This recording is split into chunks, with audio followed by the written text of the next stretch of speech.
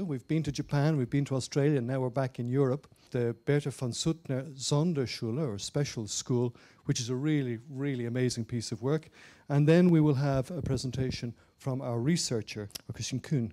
Christian is the Dean of Architecture and Building Science at the Vienna University and professor at the university since 2001. He has been chairman of the Architekturstiftung Österreich, which is the Austrian Architecture Foundation, since 2000, and he hosted the OECD conference, Imagine, exploring radical visions for tomorrow's schools and how to make them work, in Vienna last September.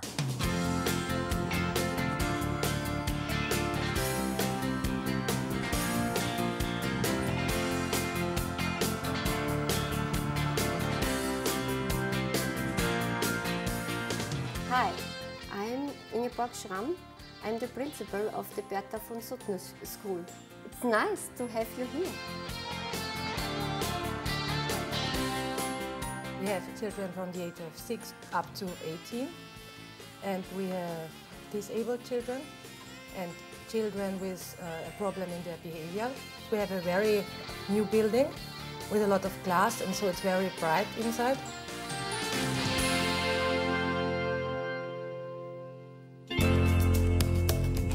Children like to paint a lot, and we have a lot of equipment to do it, and they like colors, and especially the disabled children like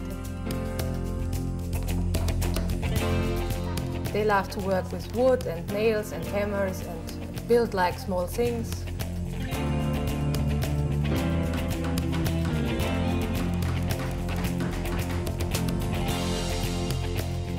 We also have a large computer room where the children learn about computers and how to use them.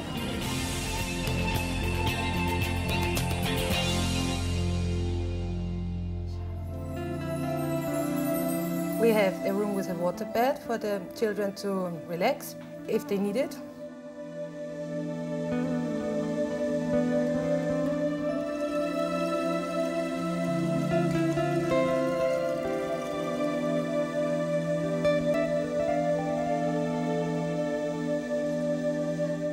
We have a special room for exercise, and there is special equipment also to relax the children, and balls and other stuff.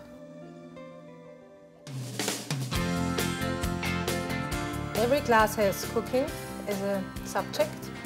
Some children have it for 10 years, I think, and a lot of hours, especially the disabled children. They have about 6 hours per week.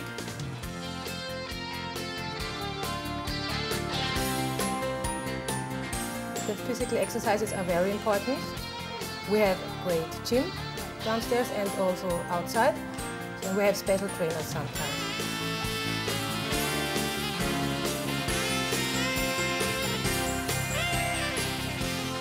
We have a big garden where the children can plant some strawberries, and they can ride their bikes or run around.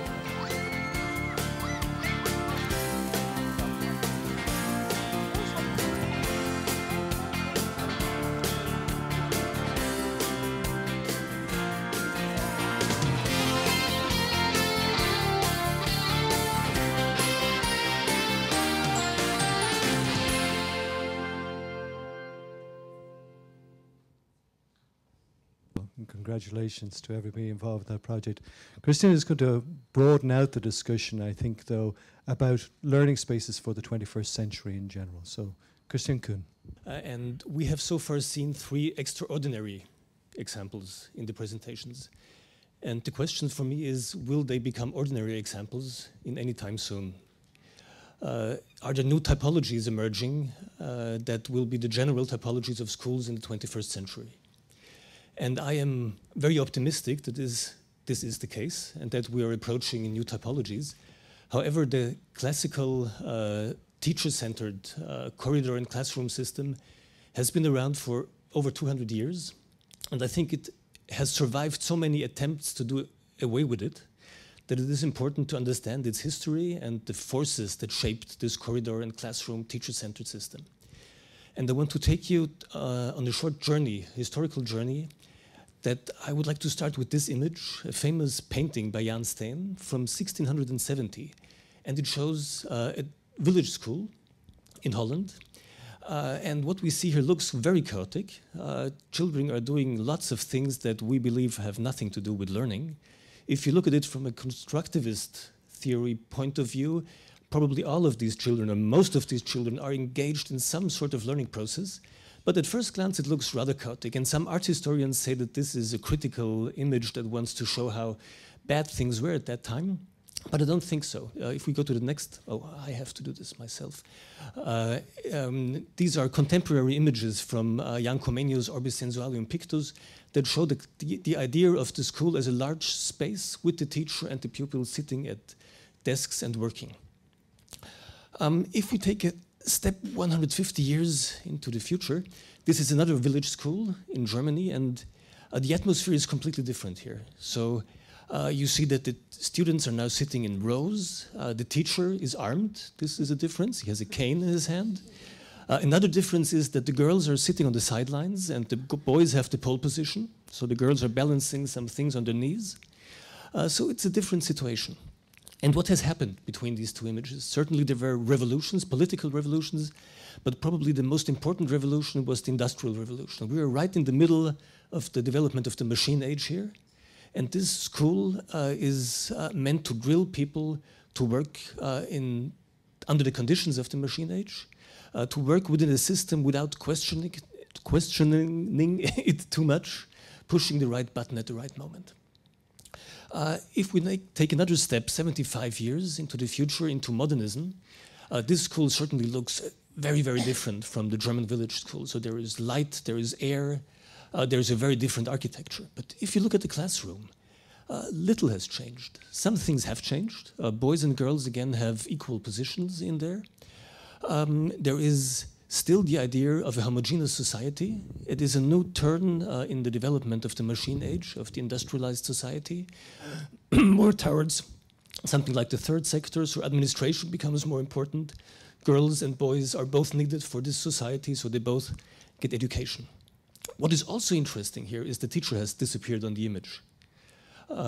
This is not a snapshot. Somebody thought about how to arrange the image, and the idea that the space itself, that the setting creates discipline is very important here. So you don't need the cane anymore. Discipline and control comes by the environment and by the complete setting of the school. Now, in spite of all the beautiful examples that you see in the compendium and that have been presented here, today's schools in many cases still look very much like this. And if you take the nice children out of the image, which are smiling, the machine, the raw machine, looks like this. And this is really a grim image that is still the standard image, I believe, in many countries, including Austria, I have to admit. Now, why should this change? One of the reasons I strongly believe that it is necessary to change these settings is that the demands on the learning outcomes and the result of education have completely changed. We are not living in the industrial society anymore, but in something that has been termed the knowledge society in the 1960s. And I strongly believe that this is clear that knowledge, at least in the industrialized countries, is the main source of wealth and of well-being. And the OECD has produced a study in 2003 about key qualifications for this knowledge society. And the interesting point is that they came up with only 3 key qualifications. Number 1 is use tools interactively. This relates to information and communication technology. So the idea that we need people who are aware of the benefits and of the dangers of these technologies and are able to use them in an interactive way. The second point is act autonomously. This means we need people that, unlike the people drilled for the industrial society, not only push buttons, but that people who are willing and able to take their own decisions, set their own goals, and most important, take the responsibility for the results. And the third key qualification mentioned in this study is interact in heterogeneous groups, something that to one part relates to globalization, to the necessity that global collaboration will become more and more important, but also within nations, migration creates situations where a lot of communication and in heterogeneous groups is necessary. And the third aspect I think that is important here is that different age groups have to collaborate in teams, and that an aging society will create situations where very young and old people work together, which I think is a very good thing. Now, all of this needs completely different teaching methods, and we have, which have already been mentioned: personalized education, teaching in teams, breaking up the social structure of the class into different overlapping teams, using the network of learning surrounding a school. So the methods are clear, and I believe that some features of the new school of the 21st century are emerging, and I want to present 4 of these features. Feature number 1 is flexibility. It has been mentioned, this is a dangerous word, the option to create different learning arrangements. This does not mean that you have to fall back to the idea of the open plan. The granularity of different sizes of learning spaces is important, combined with a good regime of time, a sophisticated regime of time. So flexibility means much more than just sliding doors or some sort of machinery. I can't go into detail into this point. The second aspect was already mentioned, clustering, the small school within the big school, on different levels and hierarchy of clusters that play together. The third feature is the idea of a core, a common center, a meeting place and melting pot for the whole school.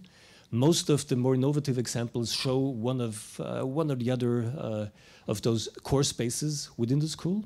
And you see that, like in this image by Hermann Herzberger School, that really works to bring people together. And connectivity is the fourth feature that I want to mention. The school is a node in a wider network of learning, locally within the community, but also globally with all the information and communication technology that creates completely new networks that have to be used. What you see here is a small Austrian village where all the learning institutions gather together, make a program for the next 2 years, and students going from kindergarten to the library meet similar topics that are discussed there. So if architects would ask me today, how should we design a school, I would give a very, very simple answer to sum up, that the school is a space for teams, that they should treat the task to design a school in this fashion. It means that people in the school form heterogeneous teams, work together, that this needs an infrastructure, an adaptive and flexible infrastructure with a lot of well-designed microenvironments that serve the students in the school. Also offering the possibility for the individual to find his own way of learning, his own learning arrangements, with all the dangers of these choices.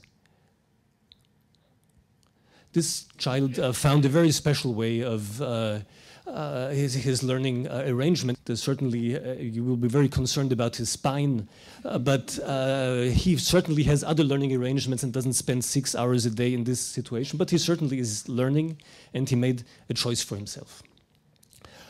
It is important to note that all these ideas I have mentioned, also these spatial features, are not new. There was a wave of innovation in architecture and in pedagogy 40 years ago, in the time between 1965 and 75, where all these things were here already. And it is important to think about why didn't it work out. I want to give 2 examples.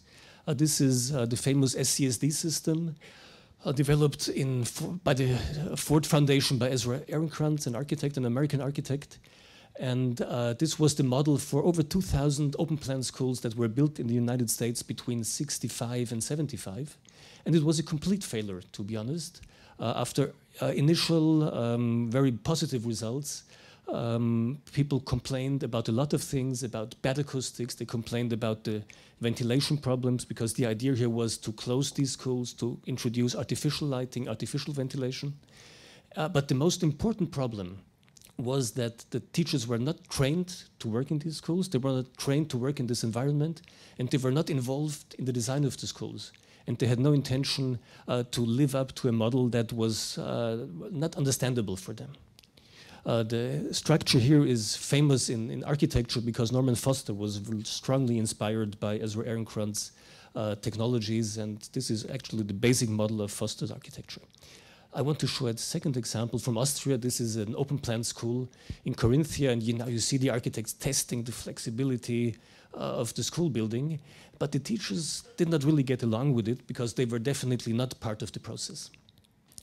So what makes me still optimistic that it will work this time, and that the special models that we have seen today and that are published in the compendium will become the standard models for the future?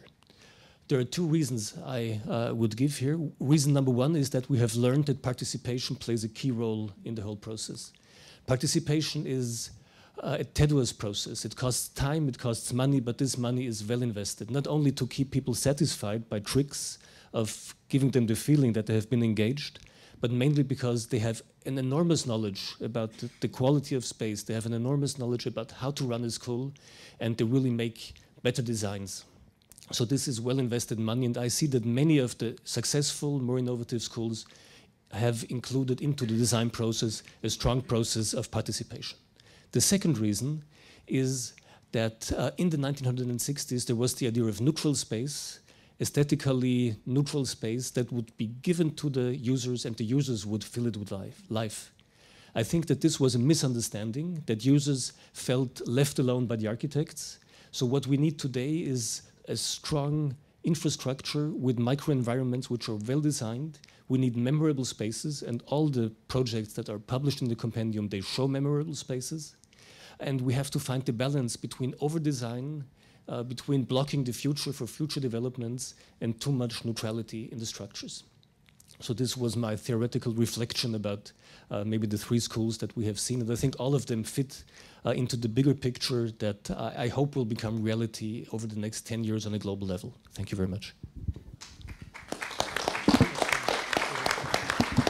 Christian, thank you. And there is an extended essay in the compendium covering much of this ground and more by Christian in the compendium. I know I have a lot of questions, but we're going to keep moving along at the moment so that we do leave time for questions from the floor later on. But there are issues about ideas that were in the air 40 years ago and yet weren't picked up, and they're coming back around again. And how can it be different this time, and who's researching in those areas about literally technology transfer, organizational change, and so on.